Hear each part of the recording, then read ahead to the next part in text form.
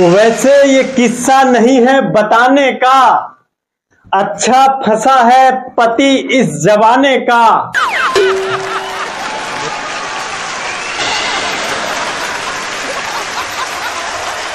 मेरा बिल्कुल भी मन नहीं करता कमाने का, और वो तनिक भी कद्र नहीं करती मेरे इस बहाने का। रोज कहती है जानू टिकट करा दो मेरा चांद पे जाने का। भाई साहब, मेरा झगड़ा मेरे पत्नी से बहुत ज्यादा होता है। सच बता रहे हैं, वो लोग किस्मत वाले हैं जिनके 33 में से 27-28 गुण मिल जाते हैं। हमें तो लगता है कि हमारे एक भी गुण नहीं मिले।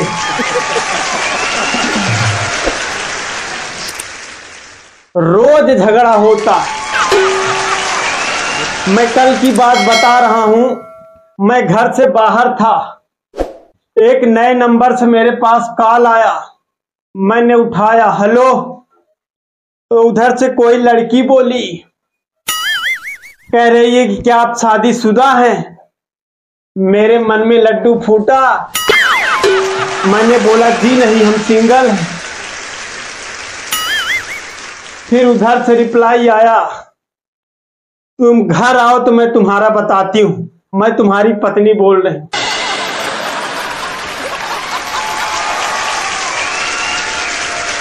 मेरे जिंदगी में बहुत लड़ाई है, हमेशा लड़ाई है। अब मुझे टेंशन होने लगी। उसी टेंशन में थोड़ी देर बाद फिर से एक नए नंबर से कॉल आया। फिर मैंने रिसीव किया। उधर से फिर यही प्रश्न पूछा गया, क्या आप शादीशुदा हैं। मैंने सोचा कि मेरी पत्नी ही फिर से होंगी ये। मैंने कहा जी हाँ, हम शादीशुदा हैं। तो उधर से रिप्लाई आ रहा है कि धोखेबाज, मैं तुम्हारी गर्लफ्रेंड बोल रही हूं।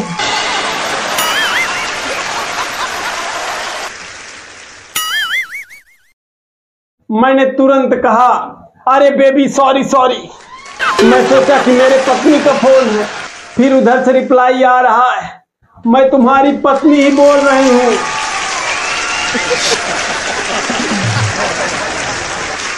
आज तू घर आ जा बस। मैं घर गया किसी तरह से, बाइक से उतरा, घर के अंदर गया, झगड़ा शुरू। रसोई घर का कोई भी ऐसा मारक यंत्र नहीं था जिससे मैं मार ना खाया हूं।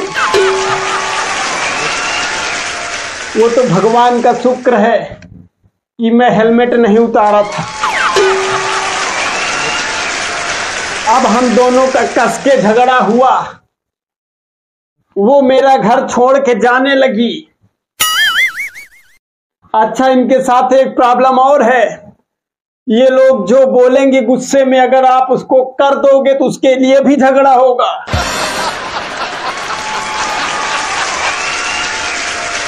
जब हम दोनों का झगड़ा हुआ, ये जाने लगी अपने मायके। तो रास्ते में फोन की, बोली कि आज के बाद मेरे पास ना कॉल करना ना मैसेज करना, और मेरा नंबर तुरंत डिलीट कर दो, मुझे भूल जाना। मैंने सोचा भूल जाने के लिए कह ही रही हैं, झगड़ा थोड़ा कैसे शांत हो, जो कह रही हूं उसको कर दूं मैं। जैसे ये सब बोली वो, तुरंत मैंने कह दिया आप कौन। मामला और गंभीर हो गया। फिर बात बड़े बुजुर्गों तक चली गई। किसी तरह से आपस में समझौता हुआ। आई घर वो फिर से।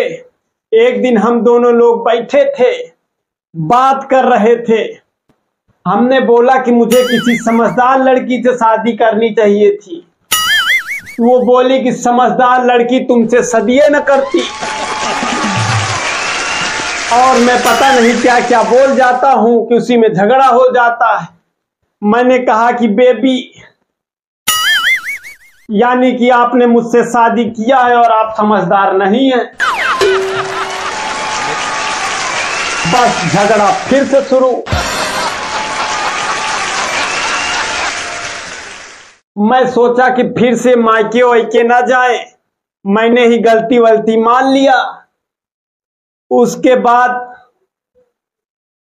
शाम को बैठे थे हम दोनों लोग, बढ़िया प्यार मोहब्बत की बात कर रहे थे। अचानक मैंने बोला कि बेबी, जो चोरी करता है वो बाद में बहुत पछताता है। तो उन्होंने रोमांटिक होके कहा कि जो शादी से पहले आपने मेरा दिल और मेरी नींदें चुराई थी वो क्या? फिर मैंने बोल दिया कि मैं कह तो रहा हूं कि जो चोरी करता है वो बहुत पछताता है। फिर झगड़ा शुरू। अच्छा, एक सीरियल आता है तारक मेहता का उल्टा चश्मा, उसमें गोकुल धाम सोसाइटी की जितनी महिलाएं हैं वो सब खुश रहती हैं। पता है क्यों? क्योंकि उस सोसाइटी में एक भी सास नहीं है। अच्छा, आजकल के ये जो बच्चे हैं ना, बड़े शरारती होते हैं। अभी तक मैं बेरोजगार हूं, मैं सोचा कि कोई विद्यालय पकड़ लेता हूं, वहीं प्राइवेट पढ़ाता हूं, क्योंकि मैं उत्तर प्रदेश से हूं, नौकरी लगना इतना आसान तो है नहीं। मैं एक स्कूल में गया तो मैंने 3 लड़की और 1 लड़की को बुलाया। मैंने बोला कि अपना अपना नाम और अपनी अपनी पसंद बताओ। तो पहले लड़के ने बोला कि सर, मेरा नाम विनय है, मुझको इमरती पसंद है। फिर दूसरे वाले लड़के से पूछा तो उसने कहा सर, मेरा नाम अमित और मुझे भी इमरती पसंद है। मैंने बोला ठीक है। उसके बाद तीसरे वाले से पूछा तो उसने कहा सर, मेरा नाम अजय है, मुझे भी इमरती पसंद है। मैंने बोला अरे वाह भाई, तीनों की पसंद तो एक ही है। फिर मैंने लड़की से पूछा कि बेटा आपका क्या नाम है और आपको क्या पसंद है? उसने बोला कि सर, मेरा नाम इमरती है। अच्छा, मेरी किस्मत इतनी ज्यादा खराब है, एक बार मैं गया सरकारी हॉस्पिटल, तो वहां से जब मेरा काम हो गया, डॉक्टर को दिखा दिया, चेकअप वकअप हो गया, तो मैं बाहर आया तो एक समोसे का ठेला लगा था। मैं सोचा कुछ खा पी लूं, मैंने 2 समोसे लिए। मैं समोसा खा रहा था कि बगल में ही बेंच पे बैठा एक छोटा सा बच्चा मुझे ही देखे जा रहा है, मुझे ही देखे जा रहा है। मैं सोचा कि जरूर ये भूखा है।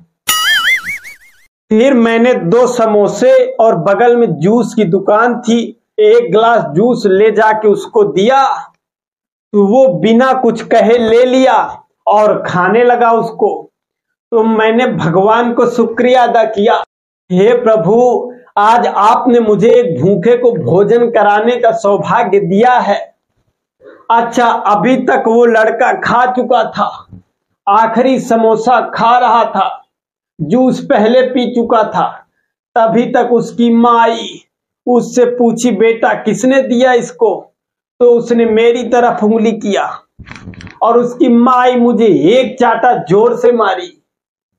मैं हक्का बक्का रह गया कि मैं सोचा यार, मैंने इसके बेटे को खिलाया भी और ये मुझको ही मारे। फिर मैंने उनसे पूछा कि बहन जी क्यों मारा आपने मुझे? तो कह रही कि हरामखोर, सुबह से मैंने इसको खाली पेट रखा और मैं परेशान हूं। मैं वहां पर्ची बनवा रही थी, डॉक्टर ने इसको खाली पेट बुलाया है चेकअप करने के लिए और तुमने इसको खिला दिया। कैसा लगा ये वीडियो? अगर अच्छा लगा हो तो कमेंट बॉक्स में कमेंट करके जरूर बताइएगा।